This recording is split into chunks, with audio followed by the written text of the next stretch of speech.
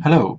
In this video, I will demonstrate how one generates SSH keys and deploys them to a GitLab site. This step is necessary when you want to be able to push and pull from a GitLab site between you and other users. So you can upload your information, your trees that you generate, to the site for others to access. So that can be done through a shell script. You just have to know those commands, but what I've done is I've created a nice simple feature or module right here that allows us to do that using the GUI.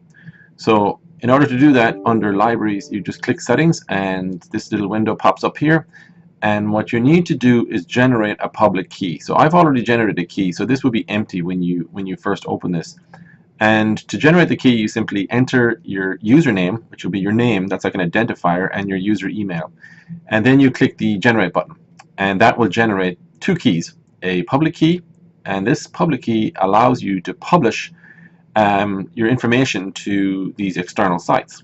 And it also generates a private key, but really all you need is the public key to access, in this case, a GitLab site.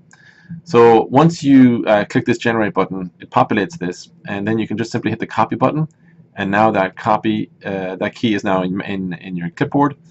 And this is one of the sites that I have where I'm going to log in and basically publish the key to that site. So I'm just going to click on this.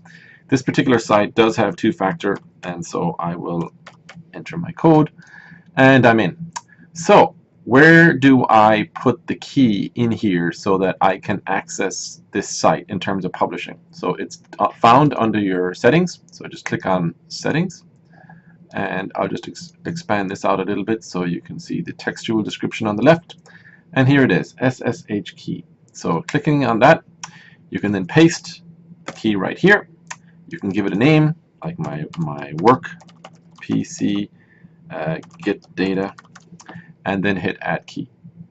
And what that does is it generates a fingerprint.